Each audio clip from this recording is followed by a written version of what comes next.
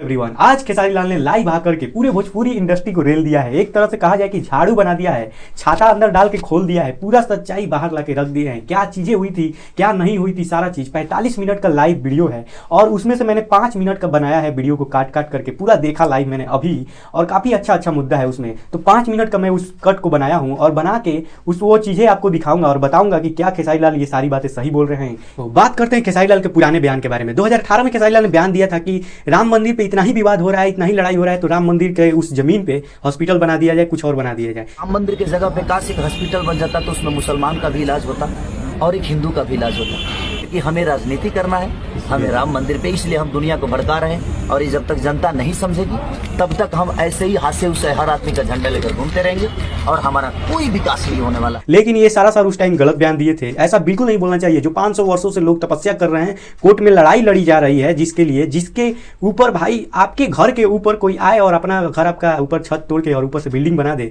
और आपका जब मौका मिले कि नहीं अब ये घर हमको फिर से लेना है, तो आप उस समय ये नहीं कहिएगा कि अगर दोनों में लड़ाई हो रहा है तो आप कुछ किसी और को घर दे दीजिए। आप ऐसा बिल्कुल नहीं चाहिएगा। तो उस समय ये बयान गलत था, लेकिन और मीडिया वाले ने उस समय का बयान उठा के और अभी खेसारी लाल को चिपका दिया कि आप उस समय ऐसा बोले थे, आप क्या उस बयान पे अभी कायम है?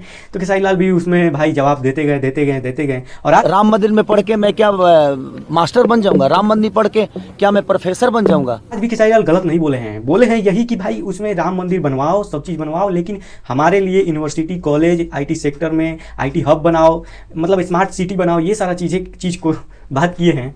और ये मुद्दा काफ़ी ज़्यादा आगे बढ़ता गया। इसमें भी दिनेश लाल यादव निरहुआ जो कि हैं वो भी इन्वॉल्व हो गए, पवन सिंह इन्वॉल्व हो गए, रवि किशन इन्वॉल्व हो गए, मनोज तिवारी इसमें इन्वॉल्व हो गए। तो सारे लोग इन्वॉल्व हो गए, एक खेसारी को पूरा टारगेट करके बयानबाजी करने लगे और हो गया महायुद्ध भाई। तो उस युद्ध को शांत करने के लिए खेसारी लाल लाइव आते हैं और बहुत ही प्यारे प्यारे मुद्दों पर बात करते हैं। बताता हूँ मैं, जहां तक रहे कि जूता मारना चाहिए बाजार में हंसी आती है। मैं कहा था कि पागल घोषित कर दूंगा और वो आपके शब्दों से समझ में आ रहा है कि आप पागल हो गए। खेसारी लाल को सनातन विरोधी साबित कर दिया गया था। तो खेसारी लाल ने बोला कि जो एक पत्नी पे रहता है वो सनातनी नहीं है, और जो 3-4 शादियां कर लेता है वो राम जी के पाठ पे चलने वाले लोग हैं, पात्र पे चलने वाले लोग हैं। तो यही खेसारी लाल ने बोला ये, और ये सिर्फ पवन सिंह को टारगेट करके खेसारी लाल ने बोला है। एक पत्नी पर रहता राम के भक्त ना हो, वो राम के विचारधारा में नहीं है, वो सनातनी ना हो। अजय 2-3 शादी करता वो भगवान राम के हो। तो पवन सिंह के लिए ही बातें बोली गई है ये। तो भाई सोचना चाहिए, आप लोग खुद सोचिए कि राम वाला कौन है और कौन है रावण वाला। बयान धीरेन्द्र शास्त्री जी भी बोले रहनी, वहां पर कौन टिप्पणी करे उनकी औकात नहीं है कि क्षमता नहीं है। धीरेन्द्र शास्त्री जी का भी मैंने वीडियो देखने का कोशिश किया। उन्होंने बस इतना ही बोला है कि हमारा जो ये राम जी का मुद्दा है ये राजनीति का मुद्दा नहीं है, इस पे राजनीति नहीं होनी चाहिए। राम मंदिर बन गया, उसको भाई अब अलग करो, लोग वहाँ पे घूमेंगे फिरेंगे आएंगे, यहाँ पे कुछ भी करेंगे, लेकिन वो हर बार राजनीति में घुसा देना राम जी को, हर बार टिप्पणियाँ करना उस पर वोट मांगना, ये चीज़ें बिल्कुल गलत है। और यही हमारे धीरेन्द्र शास्त्री जो हैं वो कहे हैं। राम राजनीति का विषय नहीं है, धर्म से राजनीति चलती है, राजनीति से धर्म नहीं चलता। भारत के लोग जगे हुए हैं, वोट अपनी मति अनुसार दें, राष्ट्र हित में दें, भारत विश्व गुरु कैसे बने, भारत का विकास कैसे हो, अपने अनुसार दें। राम राजनीति का विषय नहीं है। राम की स्वयं की नीति है मर्यादा, राम की स्वयं की नीति है एकता, अखंडता, संप्रभुता, और राम जी की स्वयं की नीति है विश्व में शांति। तो जो राजनीति की बात कर रहे हैं, अगर कोई रोटियां सेक रहा, ये मूर्खता। खेसारी लाल को पूरा भोजपुरी बर्बाद करने का और उनको जूता मारने तक का बात कह दिया गया था। तो उस पर भी खेसारी लाल ने जवाब दिया कि सारा टिकरा हम पे ही फोड़ रहे हैं। जनता जानती है कि किसने कितना गुल खिलाया है, किसने लहंगा में रिमोट उठाया है और क्या क्या गाने, हर गही ढोड़ी में बियर डाल दी। क्या ये पवन सिंह का गाना है, और पवन सिंह का एक और गाना है लड़की लोग के लंगटे भैया कपड़ा में मर्दाना, ये भी गाना है पवन सिंह के। शर्मनाक करने वाले गाने आए हैं पवन सिंह के भी, और दिनेश लाल यादव निरहुआ के भी गाने हैं। भाई आप लोग सुनिएगा तो पता चलेगा कि कितने दूध के दूल्हे हैं ये लोग। तू कर वो करस, बाकी 4 जना बड़ा बचा लो भोजपुरी के, मैंने बर्बाद करके ठीक रहा हमारे पर फुटता है। अब तू लोग करके स्वर्ग बना दे बड़ा। आपके बच्चों के लिए बेहतर इलाज के लिए आपके पास सक्षम है, आप पैसा है, सब कुछ है, आप तो करा सकते हो। बट जिनके पास नहीं है, आज सरकारी स्कूलों की हालत जाकर देख लीजिए, उसमें पेंट तक नहीं होता है। खेसारी लाल ने ये बिल्कुल सही कहा है कि जाके आप सरकारी स्कूलों का हालत देख लीजिए, बद से बदतर हुए रखा है भाई, बद से बदतर हुए रखा है सरकारी स्कूलों का हाल। ना सही से पढ़ाई, ना लिखाई, ना ही कुछ भी। अभी तो कुछ सुधर रहा है, लेकिन भाई आज से 5 साल पहले भाई बद से बदतर था स्कूलों का हाल, ये मैं बताता हूँ। अभी तो थोड़ा बहुत सुधरा है, लेकिन इसे और भी बेहतर बनाया जा सकता था। और खेसारी लाल ने यह भी बोला कि मंदिर से आप कभी नहीं बन सकते हो, पढ़ लिख के डॉक्टर इंजीनियर ये सब नहीं बन सकते हो। तो मंदिर जाइए आप, जब मन आपका पढ़ लिख के पूरा मन अशांत हो जाए, पूरा लगे कि अब कोई सहारा नहीं है, तब जाइए वहाँ पे प्रार्थना कीजिए। क्योंकि जो भगवान धरती पे भी रहते ना, तो लोग भगवान को भी गाली देते और जाते कि आज ठंडी ज़्यादा कर दिए, आज ठंडी ज़्यादा कर दिए, भगवान को गाली देते, आज गर्मी ज़्यादा कर दिए, भगवान को गाली देते। मतलब धरती पे भगवान रहते ना, तो जाके लोग उनको भी गाली देते और जाके पीट देते उनको भी। और मैं ये बताना चाहता हूँ कि आज सारे लोग आज मुर्गा मछली ये सारे अंडे खा के और अपने आप को सनातनी बोलते हैं। और 90% लोग मंदिर में जाते होंगे, जो सारे लोग खाते होंगे मुर्गा मछली अंडे, और खा के और नहा के और मंगल और ये क्या बोलते हैं गुरुवार को नहीं खाते होंगे और बोलते होंगे हम सनातनी हैं। भाई काहे सनातनी हो जी? एक बार तुमने किसी का हत्या कर दिया, किसी का मांस खा लिया, तो तुम जीवन भर सनातनी कहलाने के लायक नहीं हो। ये है हमारा हिंदू धर्म। एक चींटी को भी नहीं मारना है, मतलब इतना कठोर है हमारा धर्म कि तुम्हें पालन करने में 7 जन्म लग जाएगा, नहीं होगा पालन। नहीं तो आप जबरदस्ती क्यों घुस के इसको फोन करके माफी मांगता है? सॉरी, आपसे फोन करके माफी नहीं मांगा था मैं आशीर्वाद लेने के लिए फोन किया था। 13 तारीख को, 14 को गिनती थी और मैं 13 तारीख को आपको कॉल किया एक छोटे भाई होने के नाते कि नहीं यार बड़े भाई हैं, तुमसे आशीर्वाद लूं मैं। सारी लाल की यहीं पे गलती है। अरे भाई जब इतना बयानबाजी हो ही गया, सारा चीज हो ही गया, डायलॉग बाजी करने में तो आप बहुत आगे थे। आपको उसी समय सोचना चाहिए कि मुझे नहीं बोलना है कि ये आगे बढ़ा दिए, वो तीनों तो हैं, ये तीनों, तो ये सारी चीजें नहीं बोलना चाहिए था। नहीं तो उन लोगों के पास कॉल ही नहीं करना चाहिए था। अब बताइए आपके फैंस जब ये लाइव वीडियो देखेंगे और सोचेंगे कि खेसारी लाल ही भाई फोन किए थे। अब फोन पे क्या बातें हुई ये तो कोई नहीं जानता ना, लेकिन आपने अपने तरफ से फोन क्यों किया? आपको तो ये सोचना चाहिए ना कि भाई जब हो गया सारा चीज, लड़ाई वड़ाई हो रहा है, तो क्यों मैं फोन करूं, मैं क्यों जाऊं भाई? मेरे फैंस भी हैं, मेरे फैंस भी ताकत रखते हैं, मेरे फैंस भी एक पावर रखते हैं, इज्जत रखते हैं। मैं अपने फैंस को आंखों में आंसू नहीं आने दूंगा। ये चीज़ें आपको सोचना चाहिए और आपको पहले कॉल नहीं करना चाहिए था। ये भी आप सोचिए, एक आप अपने अंदर अहमियत रखिए, अपने फैंस की ताकत रखिए कि मेरे सपोर्ट में जो लोग खड़े हैं उनका तो कम से कम इज्जत कीजिए। और यही चीज़ आप गलत करते हैं। नहीं जाना चाहिए, जो आदमी सामने से नहीं आ रहा है, मुंह मोड़ रहा है, उसको जाने देना चाहिए। और आप उसका कभी फोटो लाए हो? राम के विचारधारा की बात कर रहा हूं मैं, आप पे पर्सनल टिप्पणी नहीं कर रहा हूं और ना ही मैं किसी के फैमिली पे जा रहा हूं। मैं आपकी बातें कर रहा हूं कि आप कभी राम के विचारधारा की तरह अपनी पत्नी के साथ कभी आए आप लोग? नहीं ना। तो आप और यहाँ पे खेसारी लाल ने दिनेश लाल यादव निरहुआ को रगड़ दिया। उन्होंने ये बताया कि क्या आप अपनी पत्नी को कभी साथ में लाए हो कभी राम जी की विचारधारा पे साथ में कभी लाए हो, साथ में दिखाने के लिए लोगों को कि ये है मेरी पत्नी? कभी साथ में आए हो फोटो खिंचाने के लिए कहीं पे? कहते हैं कि यदुमुल्ला है, मैं यदुमुल्ला हो गया, अपने बीवी के साथ रहे। और आप 10 लोगों के साथ रहते हैं तो आप यदुमुल्ला नहीं हुए। कोई बात नहीं, मैं यदुमुल्ला हूं भाई, मुझे कोई दिक्कत नहीं। मुझे पता है कि ये यदुमुल्ला वाला डायलॉग पता नहीं निरहुआ कहाँ से देख लिए भाई। कमेंट बॉक्स में तो ये सब चलता था, लेकिन निरहुआ भाई बोल के इसे और ज़्यादा हाईलाइटेड कर दिया और इससे खेसारी लाल को प्रस्तुत कर दिया, तो भाई और ज़्यादा इस पर मीम बनने लगा, मतलब कमेंटबाजी होने लगा। तो मैं ये चीज़ें कहता हूँ कि देखो मुस्लिम लोगों का भाई विचारधारा बिल्कुल अलग होता है। आप ये समझ जाओ, आप एक हिंदुस्तानी हो तो आप एक समझ जाओ कि मुस्लिम लोगों का विचारधारा बिल्कुल अलग होता है। जिनके भाई जो ग्रंथ है, जो हमारा गीता है, जैसे जिस ग्रंथ में ये लिखा हो कि काफिर कभी तुम्हारे अपने नहीं हो सकते हैं, काफिर को कभी तुम अपना मत समझो, उसको मार दो, ये चीज़ें लिखा है उनके ग्रंथ में। तो क्या वो लोग कभी अपने हो सकते हैं? नहीं हो सकते कभी। तो भाई उन लोगों का विचारधारा अलग है। वो जहाँ रहते हैं भाई, अगर तुमसे ज़्यादा हो जाते हैं तो वो राज करने लगते हैं, तुम पे दबाव बनाने लगते हैं। और ये हमारे आरा में भी होता है। चौक पे चले जाइए, आप लोग आरा से होंगे तो पता होगा आपको। चौक पे जाके आप देख लीजिएगा, जिनका घर होगा उधर कितना दादागिरी करते हैं वो। आप विधा पेंशन तो दे रहे हो, महिलाओं को 10,000 रुपये तो दे रहे हो, बट नौजवानों का क्या दे रहे हो भाई? नौजवानों के लिए क्या दे रहे हो वो भी बताओ दुनिया को। बहुत अच्छा मुद्दा की बात किया है कि बूढ़े लोगों को पेंशन दे रहे हो, महिलाओं को 10,000 रुपया दे रहे हो, लेकिन हम जैसे नौजवानों को क्या दे रहे हो? ना ही हमारे यहाँ कोई फैक्ट्री लग रहा है, ना ही अच्छे सड़क बन रही है। साला रास्ते पे चलने पे आँख में धूल लग जा रहा है। ड्रॉप खरीदते खरीदते पॉकेट मनी चला जा रहा है, आंख में ड्रॉप डालते डालते इतना रोड पे धूल उड़ता है। आप साइकिल से चले जाओ रोड पे या फिर पैदल चले जाओ, आपका आंख और बाल ऐसे भर जाएगा धूल से। आप ये जान लो, इस तरीके का हाल हुए रखा है रोड का। चाहे वो कोई भी रोड हो भाई, थोड़ा सा हवा चलती है तो धूल उड़ता है, तो गाड़ी चलेगी तो पता नहीं क्या होगा। रोड के किनारे इतने सारे धूल लगे रहते हैं, इतने सारे डस्टबिन बन चुका है रोड के किनारे भाई। कचरा ही कचरा, शहर में चले जाओ आ रहा है तो भाई यहाँ कचरा, वहाँ कचरा, नगर निगम यहाँ से कचरा उठा रहा है, वहाँ से उठा। अरे रात को कचरा साफ करो ना, रात को ही साफ कर दो। लोग शाम को कचरा फेंकते होंगे, रात को ही साफ कर दो आप। क्यों रात को नहीं हो सकता? सुबह उठते उठते साफ होना है। अरे वो तो मुझे पिता बनाता है। एक और है, उनको बोलता है कि मेरे भाई, बड़ा भाई अगर हम आपको मानते हैं तो हमारे संस्कार में है कि बड़ा भाई पिता के तुल्य ही होता है। मैं उस बेस में आपको सबको बोला। खेसारी लाल अपने बड़े होते हैं, कभी कभी उनको वो पिता समान बोल देते हैं कि आप मेरे पिता समान हो, तो इस तरीके से वो बोल देते हैं। तो उस पर भी खेसारी लाल बात की है कि मैं अगर कोई बड़ा है इंसान है जिसने थोड़ा सा भी मेरे जीवन में कंट्रीब्यूट किया है, थोड़ा सा भी सहयोग किया है मेरे बारे में, तो मेरे जीवन में, तो मैं उसको सम्मान दूँ। और उस सम्मान में वो चीज़ें बोलते हैं। पिता बोलने से पिता ही हो जाओगे क्या? हाँ, नहीं होता है ऐसा। तो वो सम्मान में बोलते हैं, लेकिन इस तरीके का मीम बनाते हैं ये लोग। मीम तो चलो वो तो अपने फैंस या फिर हेटर बनाते हैं, वो तो अलग बात है, लेकिन खुद से बोलना भाई, खुद से बोलना कि तुम हमको पिता बनाते थे, कभी उसको पिता बनाते थे, ये बहुत गलत बात है। कोई इंसान अगर हमको ही सम्मान किया है और आज वो मेरा दुश्मन हो गया है, तो क्या मैं उसके सम्मान किया गया चीज़ को मैं यहाँ पे ऐसे उड़ाऊंगा कि अरे तू तो मेरे पैरों में आके गिरा था, उस दिन मेरे पैरों में गिरा था, ऐसे बोलूँगा क्या? भले ही वो कुछ भी कहीं पे चले जाए, मेरे से दूर चले जाए। तो ये चीज़ें नहीं होना चाहिए। कोई आपको सम्मान किया है तो उस सम्मान को बचा के रखिए कि आगे जब कभी भी आप उससे आंख मिलाओ तो आपका वो उसी तरीके से आदर और सम्मान करे। आपने मेरी मदद नहीं की थी, सॉरी। जो 25 लाख रुपए वाली बात थी वो आपने मेरी मदद नहीं की थी भैया, आप आलोक भैया का मदद किए थे। 5 सिनेमा बाद आपसे मैं मिला था राजपीपला में, जब मैं नागिन कर रहा था उस समय आपको पहली बार मैं देखा फेस टू फेस। साहिल लाल ने स्टेज पे एक बात ये भी बोला था कि जब मेरा एक मूवी रिलीज होने वाला था तो 25 लाख रुपया देकर दिनेश लाल यादव जी ने मदद किया था और उस समय मेरा मूवी रिलीज हुआ था। तो देखो उस मुद्दे पे भी बताया खेसारी लाल की उस समय वो खेसारी लाल को पैसा नहीं दिए थे, जो मूवी का डायरेक्टर प्रोड्यूसर होगा उन लोगों को 25 लाख रुपया दिए थे जिनका नाम आलोक कुमार था, और उनको पैसा दे करके वो मूवी रिलीज करवाया गया। तो बेसिकली बताया जाए तो खेसारी लाल की मदद नहीं है, वो मदद आलोक कुमार की है, जो कि वो पैसा मांगे होंगे और आलोक कुमार की मदद की। खेसारी लाल उस मूवी में थे तो वो मानते हैं कि हाँ चलो मेरा ही मदद होगा, तो वो चीज़ें खेसारी लाल की मदद वो नहीं मानी जाएगी, प्रोड्यूसर की मदद मानी जाएगी। जो प्रोड्यूसर कनेक्शन अपना भाईचारा है, 2 भाई पैसा तो दिए आप। उस मूवी में कौन कास्ट है, कौन स्टार कास्ट है, उससे क्या लेना देना।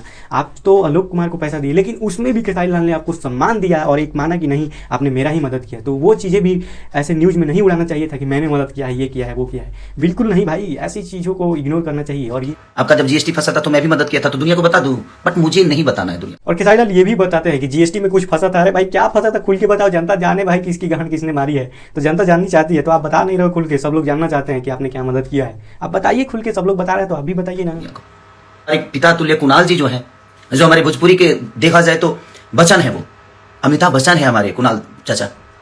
हमारे ओल्ड एक्टर कुणाल सिंह जी के बारे में बात हुआ है तो मैं उनके बारे में भी आपको बता देता हूं कि आपने बहुत सारी मूवी में उनको फादर का कैरेक्टर में देखे होंगे, आप लोगों ने देखा होगा आप लोगों ने। तो फादर का कैरेक्टर वो निभाते थे और काफ़ी अच्छा उनका मतलब चेहरा था देखने में। आप देखने में उनको जितेंद्र, जो बॉलीवुड के जितेंद्र हीरो हैं, उनका शकल और सेम मिलता था। भोजपुरी के अमिताभ बच्चन कहाते थे वो, और बहुत ही प्यारे लगते थे। हाइट भी उनका मस्त था, शकल सूरत बहुत सुंदर प्यारे और बहुत ही अच्छे एक्टर। मतलब ये एक कहा जाए ना कि प्रॉपर एक हीरो मटेरियल थे। लेकिन उनका उम्र हो गया था उस समय, भोजपुरी इंडस्ट्री उतना नहीं था, उम्र हो गया था, इसलिए उनका जो हीरो का कैरेक्टर में वो नहीं आ पाए। नहीं तो भोजपुरी के सबसे टॉप हीरो वही होते। उनका जो स्टाइल था और एक्टिंग था तो काफ़ी अच्छा थे वो। उनके तो फेंक दी जाती है भाई, मेरी फाइलों को अहमियत नहीं दिया जाता यूपी में, बट ठीक है कोई बात नहीं। तो क्या मैं कलाकारी नहीं कर पा रहा हूँ, कि गा नहीं पा रहा हूँ, कि एक्टिंग नहीं कर पा रहा हूँ? ठीक है। कितना बेहूदगी की ये बात है कि जो यूपी सरकार ये बोलती है कि हम भोजपुरी फिल्मों को, जो हमारे यूपी में फिल्म बनाएगा उनको मैं सब्सिडी दूंगा, ये दूंगा, दिस डैट। अरे खेसारी लाल का जब मूवी जाता है, खेसारी लाल बताते हैं अपने लाइव वीडियो में, और ये सच अगर होता है तो कितना शर्म की बात है कि जब खेसारी लाल की मूवी जाती है तो उसमें उनका फाइल जो है वो फेंक दिया जाता है कि नहीं भाई तुम दूसरे पार्टी के हो, तुम्हारा मूवी का सब्सिडी नहीं मिलेगा। मतलब किस तरीके का ये घटियापंती है, मुझे सोच के अजीब लग रहा है कि क्या कोई दूसरे पार्टी में है और वो एक्टर है और प्रोड्यूसर उसका फिल्म बना रहा है तो क्या उसको सब्सिडी नहीं मिलना चाहिए? अरे मूवी और पार्टी में क्या डिसाइड करना भाई, वो तो सरकार का नियम है ना एक, कि सारे लोगों को प्रॉफिट होना चाहिए उससे। क्या यहाँ पे बिहार में बीजेपी एनडीए की सरकार बनी है तो क्या यादव लोग वोट नहीं दिए हैं तो क्या उनको नहीं मिला है? क्या सारा चीज सुविधा, उनको रोड नहीं मिलेगा क्या? क्या ये चीजें होनी चाहिए? ये चीजें बिल्कुल गलत है। और अगर ये चीजें सही हो रही है तो भाई ये बिल्कुल गलत है, बिल्कुल इसका विरोध होना चाहिए। खेसारी लाल का फाइल दबा दिया जाता है भाई, नहीं होना चाहिए ऐसा। एक बीजेपी का बहुत ही घटिया काम है कि जैसे ही बीजेपी पे कोई वार करने लगता है, भारी पड़ने लगता है, बीजेपी को टक्कर देने लगता है, तो उस पर बीजेपी अपना कुत्ता छोड़ देती है जिससे कि वो कुत्ता उसको काट ले, रैबिज हो जाए और फिर वो उठ के दोबारा चल ना पाए। सारा मुद्दा होने के बाद खेसारी लाल जब अपने घर में पूजा करते हैं, उसमें अपने बेटे के साथ वीडियो डालते हैं, तो उसमें इतना घटिया घटिया कमेंट आता है कि ये अब पूजा कर रहा है, ये कर रहा है, वो कर रहा है। मैं कमेंट लगा दूंगा, आप लोग देख लीजिएगा। तो इस तरीके का कमेंट आता है, बताओ यार कितनी शर्म की बात है। अगर आज खेसारी लाल बीजेपी ज्वाइन कर लेते हैं ना, और बीजेपी ज्वाइन करेंगे ना, तो तुरंत बीजेपी वाला अपनी तरफ ले लेगा, क्योंकि जानता है खेसारी लाल का पावर। तो आज खेसारी लाल बीजेपी ज्वाइन करते हैं तो जो लोग उनको गाली दे रहे हैं, कल उनके वो मौसा बन जाएंगे। हाँ सच बोल रहा हूँ, कल उनके वो पापा बन जाएंगे खेसारी। लोगों ने मेरे पास शेयर कर दिया ना कि ये कर रहे, ये कर रहे, तो मैं बोलना नहीं चाहता था, बट क्या करेगा आदमी, आतुक पाके करे कुकर्मा हो जाता है कभी कभी। जो साथ बैठने वाले लोग हैं वो बहुत बड़े चूतिए लोग हैं। मैं आपको बताता हूँ खेसारी लाल, अगर आप ये वीडियो देख रहे हो तो जो साथ लोग होते हैं उनका काम होता है कि हम अपने जो मेरे साथ है उसको, उसके माइंड को एकदम से फ्रेश रखें, उनको कूल रखें, ना उनको आसपास के भेड़ बकरों से मतलब रखा जाए, ना ही कौन क्या बोल रहा है क्या नहीं। आप स्टार हो, आपके बारे में 10 लोग 10 चीज़ बोलेंगे ही, आप कुछ नया करोगे तो 10 लोग उंगली उठाएंगे ही, उठाते ही हैं, ये हर बार का नियम है। तो जो साथ रहने वाला इंसान है उसका ये फर्ज बनता है कि वो ना बताए सारी चीज़ें, वो सारी चीज़ें ना बताए, वो बस काम पे फोकस करवाए। चुनाव लड़ रहे हैं तो बस चुनाव पे फोकस फोकस करवाएं, गाना गा रहे हैं तो बस गाना पे फोकस करवाएं, फिल्म कर रहे हैं तो बस फिल्म पे फोकस करवाएं। ये चीजें होना चाहिए। लेकिन यहाँ पे खेसारी लाल इधर की बातें लेके कोई बोले कि देखो ये बोल दिया, ये यूट्यूबर ये बोल दिया, ये एक्टर ये बोल दिया, इसने स्टेज पे ऐसा बोला है, आपके बारे में ही बोला है, इसने ये बोल दिया, उसने वो बोल दिया। अब भाई इसी में वो टेंशन से भाई दिमाग उसका पगलाया रहेगा, क्या करेगा भाई वो। उसको अच्छे से काम करवाओ, अच्छे से एक्टिंग करवाओ, अच्छे से सिंगिंग करवाओ, अच्छे अच्छे गाने गवाओ। ये सारे टाइम व्यर्थ करने में, उतना टाइम तुम वो वीडियो देखने में और ये करने में, उनके पास दिखाने में लगाए ना, उतने में कोई अच्छा सा राइटर ले जाके एक गाना दिखा देते ना, तो वो गाना खेसारी लाल कर लेते उतने देर कि अपने घर पे मैं तोड़वा दूंगा अपना घर, एम्स बनवाइएगा मेरे घर पे, कल के कल तोड़वा दूंगा। आपके अंदर वो हिम्मत नहीं है कि आप अपना घर तोड़वा के एम्स बनवा दो। मेरे पास उतनी जमीन है, आप भी दो, आप भी 10-12 बीघा जमीन यूपी को दो। एक और बड़े भाई बोलते हैं, उनको बोलो। और 3 लोग बिहार से हैं, तीनों 20-20 बीघा जमीन खरीद कर देते हैं, 3 लोग बिहार को देते हैं, आप लोग यूपी को दो, किसी में एम्स बनेगा।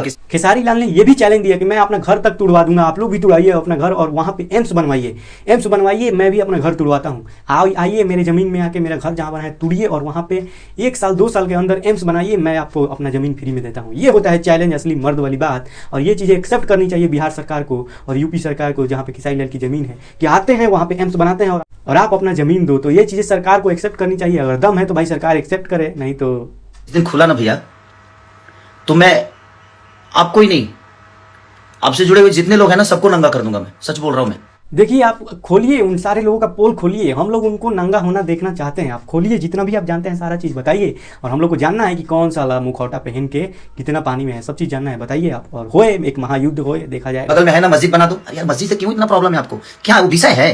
वो देश का विषय नहीं है, वो लोगों का आस्था है, ये उनका विषय है, देश का विषय है। बेहतर कॉलेज, बेहतर। देखो यहाँ पे खेसारी लाल को मैं एक चीज बताना चाहता हूँ कि मस्जिद पे टिप्पणी इसलिए नहीं होती है क्योंकि वो लोग इस देश की हैं ही नहीं, वो लोग इस देश की नहीं है, वो लोग कहीं बाहर से आए और यहाँ पे राज करने लगे, सारे मंदिर तोड़ दिए। हमारे बिहार में जो नालंदा विश्वविद्यालय था, वहाँ पे किताबें जलाई, जो 6 महीने तक किताबें जलती रह गई, जिससे बिहार का आज ये हाल हो गया। नहीं तो आज के डेट में बिहार सबसे पढ़ा लिखा राज्य होता। शहर के, विदेश के, देश विदेश के लोग आके यहाँ पे पढ़ाई करते थे। उस समय का था ये बिहार, जहाँ पे आके मुस्लिम शासकों ने इस तरीके से बर्बाद किया है हमारे भारत को, सोने की चिड़िया को। तो इस देश पे मुस्लिमों का हक बिल्कुल नहीं है। एक नया देश जब बन चुका था मुस्लिमों के लिए, तो उसी समय जाना चाहिए था मुस्लिमों को पाकिस्तान और वहाँ पे रहना चाहिए था। नहीं तो नया देश ही नहीं बनता भाई, वो देश भी इसी में रहता। क्यों बना भाई नया देश जब जाना ही नहीं है उधर? तो जब धर्म के आधार पर एक देश बना था तो उसमें जाना चाहिए था सबको, और नहीं गए। तो भाई ये देश हिंदू का है और यहाँ पे जितनी भी मस्जिद को मंदिर को मस्जिद बनाया गया है, वो सारा फिर से मंदिर बनेगा। और जहाँ भी सबूत मिलेगा कि यहाँ पे हमारे पहले मंदिर था, वहाँ पे भाई मंदिर फिर से बनेगा ही। इसे कोई रोक नहीं सकता है, क्योंकि जो हमारी पुरानी ज़मीनें हैं, पुराना आस्था है, जिसपे कि आपके बाप दादा को, परदादा को किसी ने तंग किया था, किसी ने उनका कलेजा पकड़ा था, किसी ने उनका कॉलर पकड़ा था, तो क्या आप उसका बदला नहीं लोगे? क्या आपके पिताजी का कोई कॉलर पकड़ ले ऐसे, तो क्या उसका बदला आप नहीं लोगे? तो वही चीज़ है यहाँ पर भी।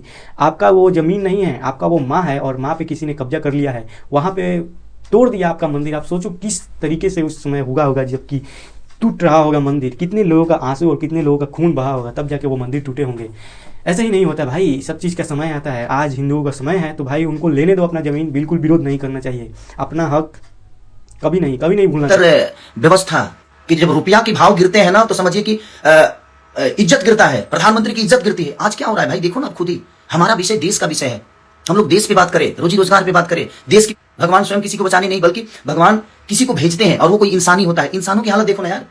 हिंदू का हिंदू ही दुश्मन है, आज से ही नहीं पहले से ही। देखो, अल्लाह का नाम लेके अगर तुम किसी का गला काटोगे तो उसको अल्लाह से दुश्मन मानने लगेगा, वो अल्लाह से नफरत करने लगेगा, ये करने लगेगा।